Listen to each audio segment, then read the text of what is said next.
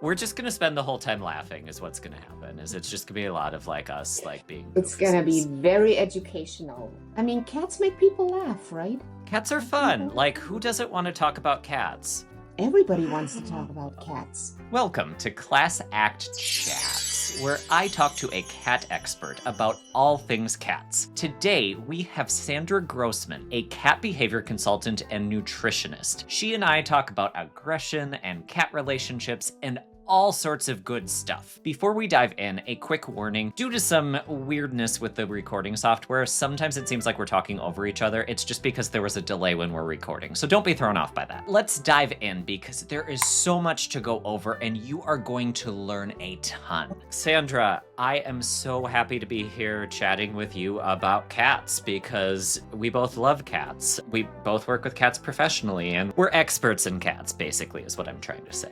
Yeah, professional cat lady. Can you tell people, who are you? I mean, I know who you are, but for people who don't know who you are you? What do you do besides, pet cats and, love on cats and hang out with cats all day? Tell us a little bit about your background and what you want people to know about you. My name is Sandra Grossman. I am originally from Germany and I have a degree in food science, and I've been working on the nutrition side for almost 30 years. I've been formulating diets for dogs and cats, supplements, dry diets, wet diets.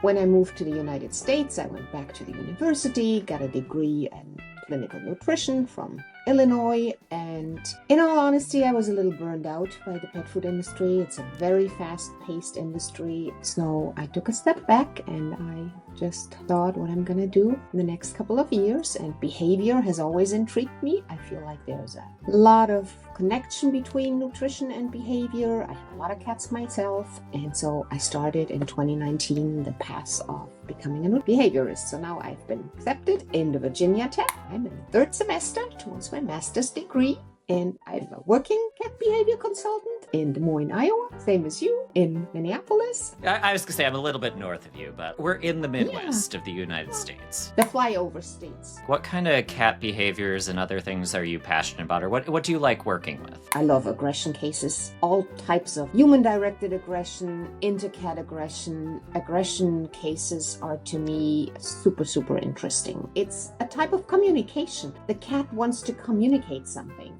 and we need to listen. So I love aggression cases. What are your favorite They can cases? be tough. Oh, I also I like aggression cases. I like inner cat aggression. It's really satisfying when you get cats to start showing improvement and they start being able to tolerate each other and even getting excited about having two cats in the same room for like 30 seconds. Holy cow. That is such a cool experience, seeing that change between the cats, and seeing the people that we're working with improve too is just really neat. Yeah, I agree. But because I feel like it's always the stress is a huge component in aggression cases. Emotions travel. So the owners, usually by the time they contact us, I can read it. I mean, 50% of my intake forms read, I'm at my wit's end, These people, they are super stressed. So stressed that sometimes they need 30 minutes just to talk, to get their perspective. Sometimes it's like, you open a valve and it's just like all the frustration comes out, and then you can start fresh and help them in many cases understand that the cat's not spiteful. The cat has not planned this for many days, or this is just a way of cats to communicate. Do you find that people have already tried a lot of things on their own before they reach you? My intake form, in many cases, it reads, we have tried everything from peace drops to Feliway, Prozac. We are at our wits' end. So usually people, from my experience, they tend to go on the internet and get advice there, and then they do some baby steps because they understand they are not really professionals. They don't want to make things worse. But most of the time, people have tried a lot of things before they contact me. Is that the same for you? Yeah, I've found that a lot of times people are just overwhelmed and they feel like, things are never going to improve. They can feel very hopeless at times. They they think that there's nothing that can be done or that their cat is going to be like this forever. There's nothing left to do, which speaks to the importance of what we do. Yeah, it's very important because a lot of people, they have multiple problems, yeah? I have rarely a case that is very straightforward. Most of my cases, there is a little bit of aggression and a little bit of fear, a little bit of elimination outside the box. It's kind of, there are always multiple components to the cat not showing their best behavior. Many clients are really super overwhelmed. I work a lot of nutrition cases and a lot of comorbidities. Cats that are they have kidney disease, they are not at their best, they feel nauseous, they throw up, they can't reach the litter box anymore, so the other cats attack that cat. What are the most common reasons you see that people end up with a cat that has aggressive behaviors? That's a very good question. I feel like the underlying problem with aggression is almost always stress in one or the other way. The cat is not happy in the current situation. Either the cat has communicated, I don't want to be petted, don't pet me anymore, and the owners haven't realized the subtle cat body language, and then we hear the cat is being aggressive, and when we ask, can you describe what the cat did? Not label it, just describe it. What happened? What happened at that moment? In many cases we hear, oh, I petted the cat and all of a sudden the cat bit me. It's hard when you don't know what to look for because it can often be really subtle. It isn't going to be this, the cat turns around and growls at you type of change. It's something kind of seemingly insignificant, like maybe the cat's back ripples a little bit, or they kind of turn their head to the side, or it could be like the very tip of their tail starts moving. Yeah, a lip lick. That's another one that I point out the lip lick all the time because it's one of those things that is so easy to miss. It's not a thing that you would think would be associated with stress unless you know to look for it. Exactly. But once you know, it's kind of these subtle things that cause a cat to be stressed usually are the cases that lead to aggression. Cat's not happy about the living situation. Oh, you brought home a new friend and you thought it's a great idea to have a second cat in the household, or a puppy, or you have visitors every weekend, yeah? And this is kind of a cat that loves quiet space and is not an outgoing, properly socialized cat. The cat that's like really shy and isn't that into having people and is scared of noises, probably you shouldn't be having like a basement rave every weekend or else they're not going to have a good time. Yeah. In most cases it's stress. Either it's stress from other cats, stress from the humans, the environment. Do you have any tips for people to reduce stress in their cats, to prevent aggression? Is there anything that seems to be like a common theme that you see with clients that people can try implementing? The first thing I talk with people about is, I ask a lot of questions usually. And I ask them, how well do you know your cat's body language? And most people then say, yeah, what do you mean? I say, how do you communicate with your cat? How do you know your cat is, when they say, oh, the cat's not happy, I say, how do you know? How do you know that the cat's not happy? Or that the cat is about to attack you? I feel like a lot of times people will be like, there's like some sort of something that they can tell is off, but it's hard to verbalize it because they may not have the language or know that, hey, you should comment on what their tail is doing, or look at their eyes, or look at their body positioning. I love kitty language. Oh my God. This is like the instruction for your cat. I bring this book up in every consultation. I bring it to every vet clinic. I have a speaking engagement. I bring this book to everyone, yeah? And I tell everyone, this book is your introduction to your cat. It looks like a children's book, but it's science-based, and it is absolutely the best how to identify a cat's body language. Oh, it's just fabulous. It's accessible. It's like the right level of depth. It gives you a lot of information, but it doesn't feel like a lot of information. Like it really, I cannot say enough good things about it. Lily did a great job with that book. Yeah, Lily did a great job. And a lot of people, they are visual learners. Yeah, I'm a visual learner too. If I can look at a picture, much easier than reading through Sandra's 5 pages of cat body language. It's one of those things I found that like with the introductions in particular, for understanding body language and being able to read when the cats are becoming subtly unhappy. If you miss those subtle cues, it's so hard to do it well, especially once they've already had like a negative interaction with each other. I feel like in cats, it's important to know the body language, know the signs. Sandra, one of the things that you mentioned earlier that I want to touch on, because I think it's something that people don't necessarily appreciate the importance of it sometimes, is socialization in cats. A cat's early life and a cat's early history and getting them used to being around other cats and humans and dogs and chimpanzees or whatever, that can be so critical to cats' lifelong well-being. You've recently been working on socializing at least one cat, haven't you? If I remember correctly, you've had a project with socialization. A couple of kittens. Like you've had a little socialization project you're working on? Yeah, 3 feral kittens. They were probably already 3.5 months old. So, who is this? Can you? Oh, hello, Poutine. Are you coming to join us? Oh, Poutine, what are you doing? Poutine? Wow, Poutine just did some stuff that I don't know what he did. Okay, we're fine. We're fine. We're good. We're fine. No big deal. Part of working with cats is sometimes there's a surprise during the middle of your session or your recording or whatever. So can you tell us about the socialization window? Like what is that for people who aren't familiar with what that is? So in cats, we usually say the period 2 to 7 weeks. Some literature says 2 to 10 weeks is the narrow window of socialization.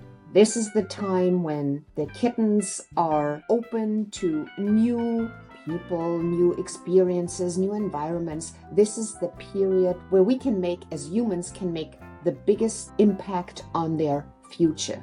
And that is a very small window, 2 to 7 weeks. And I feel like a lot of people they don't have their cats already during that time period, because in a lot of places it's either 8 or 12 weeks that cats will get adopted. And even, from a nutritional perspective and from a behavior, they say they should stay with mama for 12 weeks. So this is it's a huge overlap. Yeah, it's that time where they should still be with mama, but we should be able to handle them. And socialization is a lot more than just exposing the cat. It's a process that sometimes people underestimate how important it is, because this early learning phase is really hard to reverse. What are some of the consequences of cats that don't get properly socialized? I handle a lot of feral kittens, a lot of feral cats I trap. What I see a lot is that people think the cat is socialized, and then the cat is just socialized to one person. They haven't generalized it and is literally unadoptable, because we can't even take that cat out of the carrier. Adopters want a kitten that they can touch, or at least is approachable and doesn't hide. What are some things, like if someone has a cat that they suspect might not have gotten properly socialized and they're outside the socialization window, what are some things that they can do to work with that cat? Yeah, there are a lot of things we can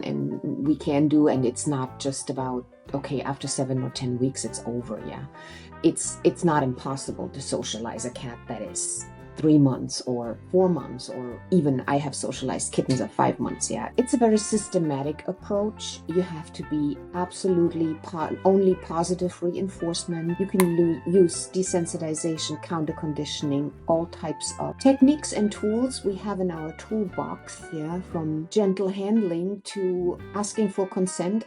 Play with your cat. It is literally play with your cat. Exactly. I think this is another great book.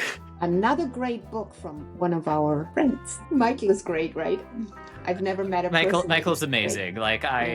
She's so fun and she's so smart. And again, her book is another one that it's such a great resource for people, because it's accessible and it is also in depth enough that you're going to learn something. And play is so important. I see a lot of people that try to, oh my God, that cat is shy, that cat is fearful, and then they try to give it some treats or get it out of the corner in the shelter cubby with shoveling food in there. Fear is a very powerful emotion. When you're running out of your burning house, your body stops digesting breakfast. And this is the same in cats. That's why play is a much better method to work with under socialized kittens. Yeah. Yeah, treats can be part of the process, but they shouldn't be your only tool. I mean, it's not always the best choice. And people forget too about how important some of these other ways of bonding with our cats are. We talked about a few things, again, for example, just tossing treats at the cats, but are there other things that even really well-meaning people may try doing when socializing a cat that aren't so great, or that we used to do that are not super recommended anymore? Definitely. Toweling the kitten,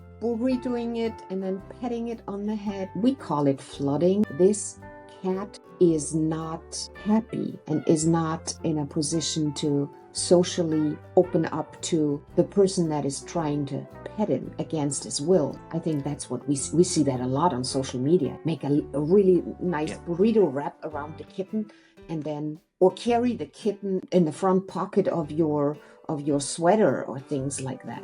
Even kittens need to be asked for permission to pet or pick up. I know a lot of times people will be like, oh, look, the kitten or the cat is really calm. They're not moving, they're not reacting, they're not biting or mauling us or whatever it is. Do you think that there's another explanation besides that the cat may be calm? Yeah, I mean, they are completely frozen in fear. They learned that there is literally nothing they can do. And that's when they are just given up. Yeah, they look lethargic, they look depressed.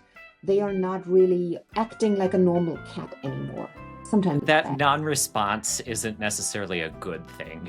No, it's frozen. It's not consensual. Yeah, this is not consensual interaction. So makes me... Frozen and calm can look deceptively similar to each other. That's why body language, right? It comes back to you have to understand what the cat is trying to communicate to you in the way that cats communicate. Your cat isn't going to tell you verbally, hey, I don't like this. They're going to show it with the way that they position themselves, or with the way that they try and like push you away, or with the way that they behave. What are some of the long-term consequences of cats that haven't been socialized well enough early in life?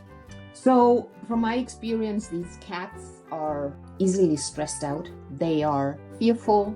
They are timid. They are just, I would say their quality of life could be so much better if they would be proper socialized, because what kind of life is it that a cat lives when they are only imprinted to one person, and as soon as the doorbell rings, they are hiding under the bed? This is the kind of behavior we unfortunately see very often with a lot of cats. We have friends with cats, and when we visit them, most of the cats are nowhere to be found.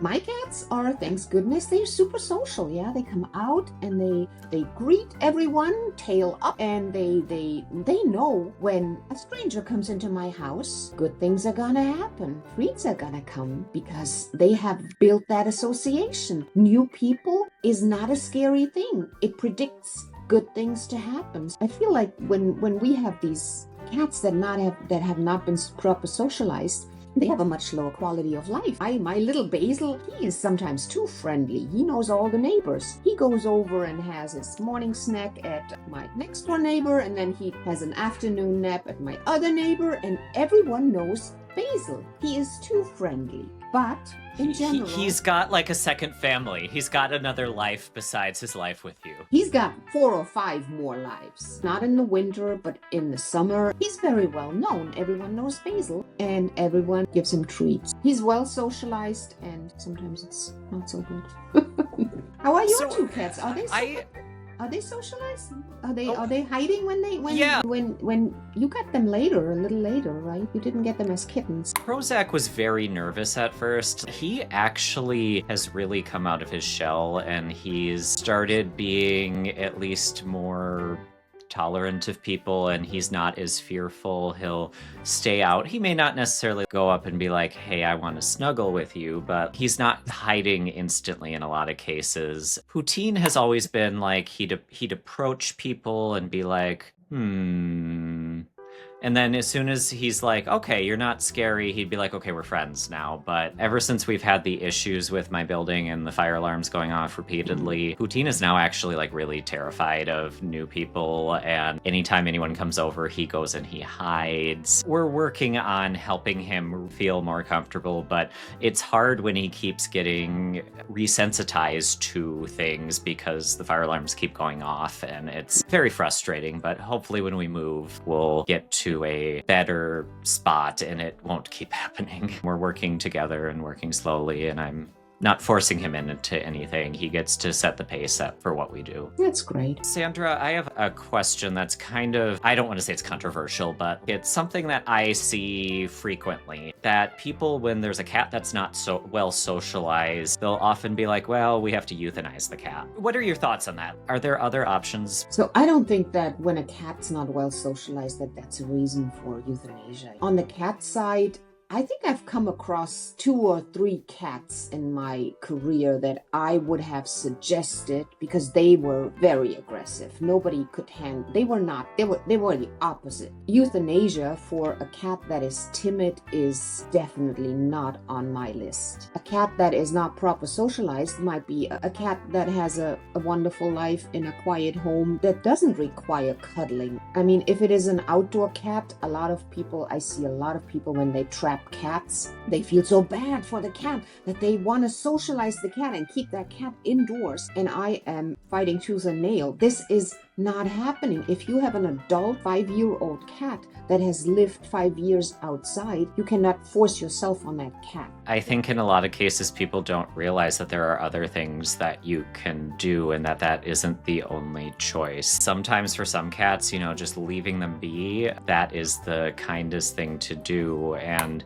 I realize that some people aren't going to like that statement, but it's true. It's something that sometimes an imperfect situation where a cat, continuing to be a community cat is kinder than forcing them to come inside because they're going to be uncomfortable. Or you have to really work to find them the right home, like you said, where the environment needs to be a really quiet home where there aren't a bunch of kids or there aren't people who really, really want to be petting the cat all the time. They need to understand how to show affection to the cat in non-touch-based ways. Definitely. And who are we to decide that happy life needs to involve humans, right? So we're talking about euthanasia, kind of a dark topic. Let's talk about something a little lighter and kind of fun. It's only up from here. Do you have any ideas of homemade enrichment or things that are easy for people to do that they might have sitting around their home? That For me, it is nose work. I'm not just handing the treats in, and you don't need to buy puzzles. You can make them yourself. Use empty toilet paper rolls. Use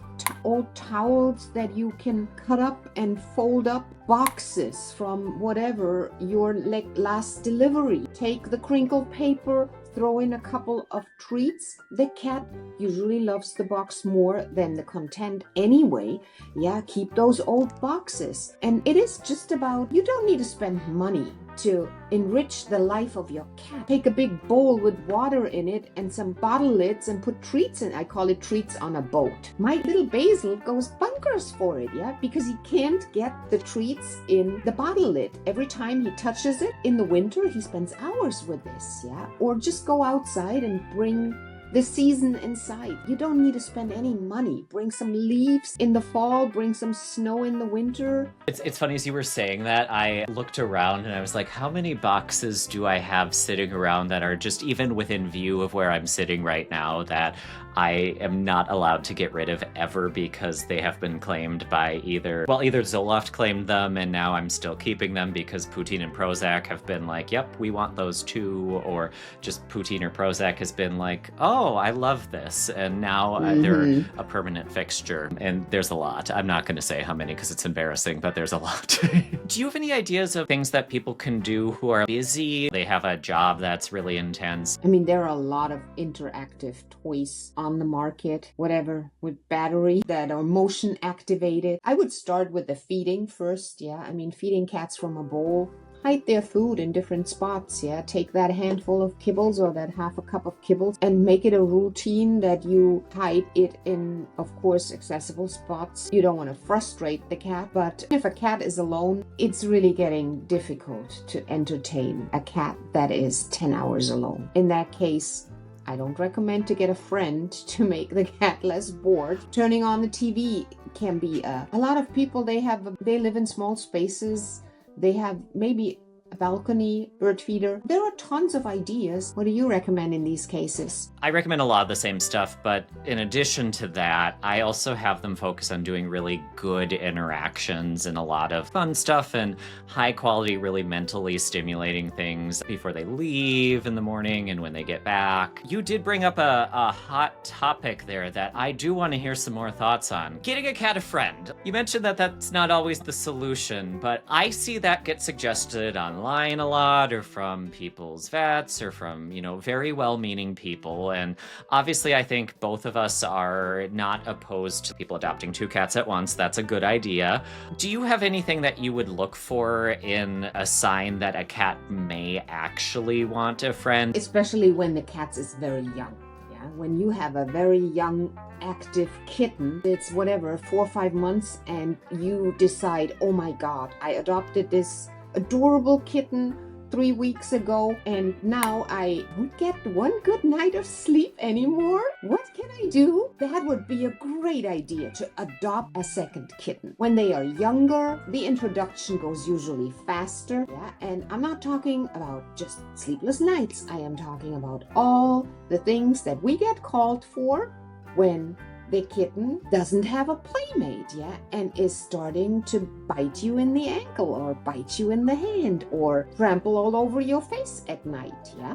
Because whilst you've been at work, making sure you can buy enough cat food next week, he has been sleeping for 10 hours, and by the time you get home, he's wide awake and wants to play, and you are probably tired. But if you have a already 6-7-year-old cat that is already settled, I would say not so great. That was something I wanted to ask you about too. A lot of times people will be worried about their cat, their older adult cat, like that's again 6-7 years old, being bored or lonely, and they'll be like, okay, I'm gonna get another cat for them. Do you think that that is a good idea? A second cat is not off the table. Just because the cat is 6 or 7 years old, that is not off the table, yeah? It depends on the personality of the cat. My number 1 tip is, if you want to check it out, how your cat reacts to other cats, go to your local rescue, go to your local shelter and look for a cat that could be a good match for you, that you think is personality-wise a good fit, and then you can foster a cat and just see how it feels. Can you speak a little bit to why it's so challenging to get multiple cats to get along, and why this process can be so tough? We humans, we completely rely on vision. For cats, vision is not that important. They communicate in a very different way. So we need to take that into consideration when we introduce cats. Seeing each other comes way later in the process. A lot of people, they tell me they already saw each other through whatever. They didn't have contact, but they're already seeing each other. And I said, oh no, that's not what we want. Sense need to mix first. And this is a super important step in the introduction process. And a lot of people just completely skip it. The owners often think, okay, we have the gate and we just let the gate up and they can see each other.